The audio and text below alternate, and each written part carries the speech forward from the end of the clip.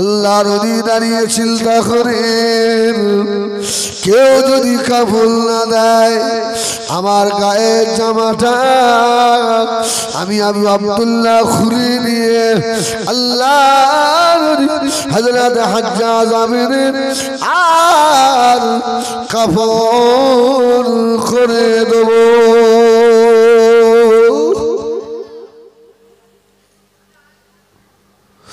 ও রাজবাড়ি এলাকার সোনারা, এ কোরআনে প্রেমিকেরা, কারা করে শুনুন। আল্লাহ নবী আবু আব্দুল্লাহ হাজ্জাজ আমিনের বুক থেকে আল্লাহ কোরআনটাকে উঠিয়ে নিয়ে আর কোরআন জড়িয়ে ধরে পাগলের মতো কাঁদছে, আল্লাহ তোমার কোরআনের হক আদায় করতে পারিনি। আল্লাহ আল্লাহ তোমার কোরআনকে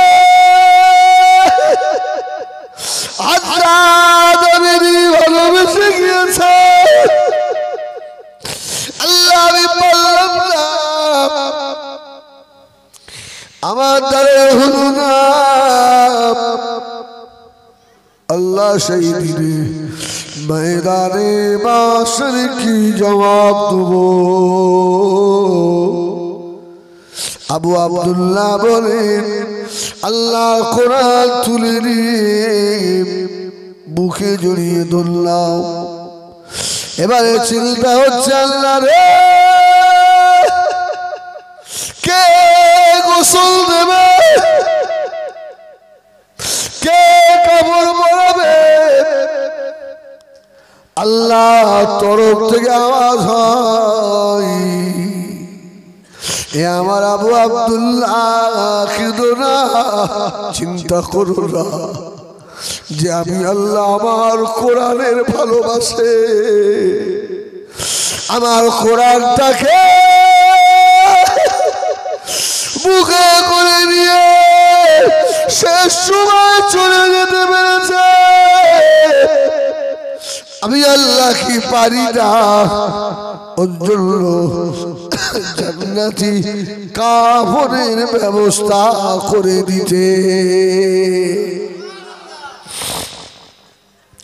ও রাজবাড়ি এলাকার সোনারা, আমি হিজবুল্লাহ বলবো, এই যে মাদ্রাসা রাজবাড়িতে দাঁড়িয়ে এই মাদ্রাসার কিছু দুশ্মন আছে না নাই? আছে না নাই?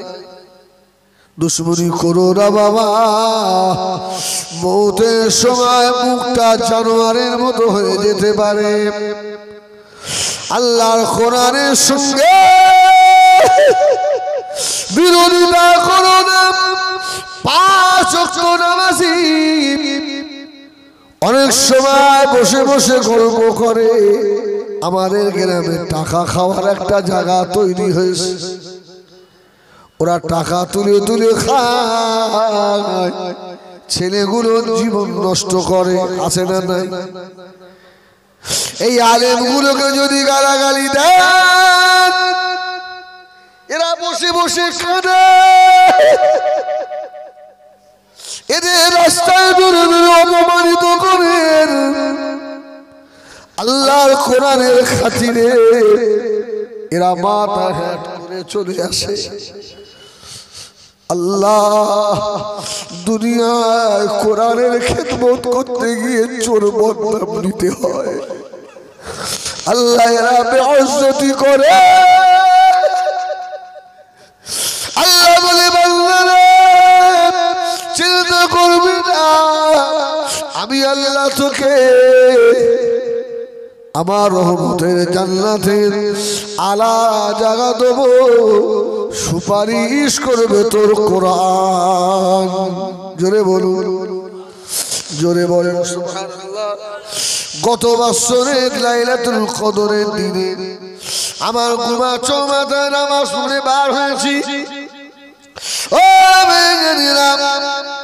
একজন মাদ্রাসার আলেম যাকাতের টাকা আনতে গিয়ে দোকানে দাঁড়িয়ে দাঁড়িয়ে কাঁদছে। আমি জোহর পড়ে বার হয়ে আলেমের কান্না দেখে পাশে গিয়ে দাঁড়ালাম। কেন কাঁদছেন হুজুর, কি হয়েছে? বলল হুজুর সারাদিন তো রোজায়, পানির পিপাসা কলিজা বেড়ে যাচ্ছে। আমার নিজের জন্য নয়, মাদ্রাসার জন্য, আল্লাহর কোরআনের জন্য অমুক লোকের বাড়িতে গিয়ে ভিখারির মতো ব্যাগটা ধরেছিলাম। আমার বাবার আল্লাহ অভাব দেয় না, আমাকে গালাগালি দিয়েছে, আমাকে বলেছে কতটা দাও আর কতটা খাও। হুজুর কলিজা ফেটে যাচ্ছে। ওর কান্না দেখে আমিও দাঁড়িয়ে দাঁড়িয়ে কাঁদছি। আমাকে বলছে হুজুর দুনিয়ার মানুষেরা গালি দিক, দাঁড়িয়ে দিক, চোর বলুক, আল্লাহর ময়দানে হাসরে চোর না বলে ডাকে। আল্লাহর কোরআনের খাদেম হিসেবে আল্লাহ দেখে নেন। আল্লাহ যেন রহমতের জান্নাত আল্লাহ নসিব করিয়ে দেন। ও রাজবাড়ি লাগা ইউটিউব হচ্ছে, তাম বাংলাদেশি শুনবে আমি হিজবুল্লাহ বলি।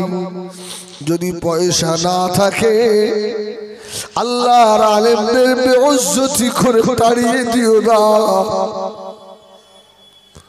একটু হাসি মুখে বলেন হুজুর এবারে হচ্ছে না, আগামীবারে ইনশাআল্লাহ। চোর বলো না, বদনাম দিও না, তোমার কি দাম আছে সোনা? আল্লাহ নবী বলছেন একটা আলেমের দাম আল্লাহ দরবারে এত বেশি, এক সূর্যে যাব তামাম দুনিয়াটাকে আলো করে দেয়।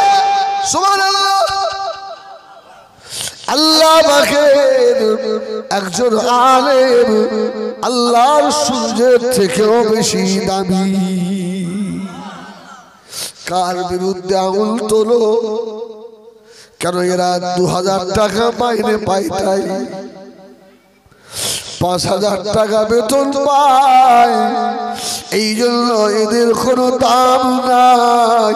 আপনি জানেন না এরা ফজরের আগে উঠে আল্লাহ দরবারে দুটো হাত তুলে পাগলের মতো কাঁদে। আল্লাহ অল্প টাকা বেতনের চাকরি, সারাদিন ডিউটি করি,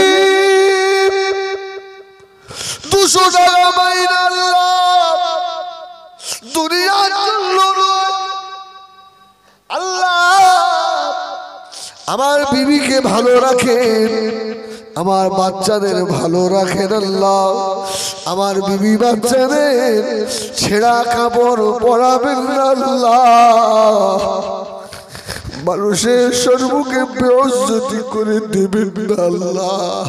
তোমার কোরআনের খাতিরে আল্লাহ বলে আমি আল্লাহ আমার আলেম বান্দা চোখের পানি আর সহ্য করতে পারি না।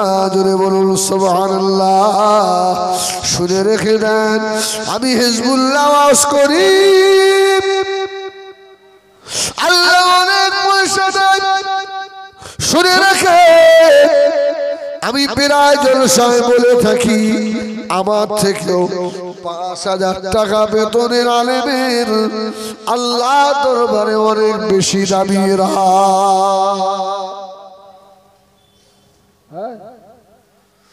অনেক সময় নিয়ত খারাপ হয়ে যায়, আমারও হয়। এই কটা পয়সা দিল, এই কটা নিয়ত খারাপ হয়, আর এরা ওই অল্প পেয়ে আলহামদুলিল্লাহ আল্লাহ শুকর আদায় করে। সুবহানাল্লাহ সুবহানাল্লাহ। সেই শুকর আমার ভিতরে নেই। অসুবিধা হচ্ছে, আলহামদুলিল্লাহ। আমার ভাইজানেরা সোনা মানিকেরা হযরত আবু আব্দুল্লাহ রাহমাতুল্লাহ আলাইহি বলেন আমি হাজ্জাজ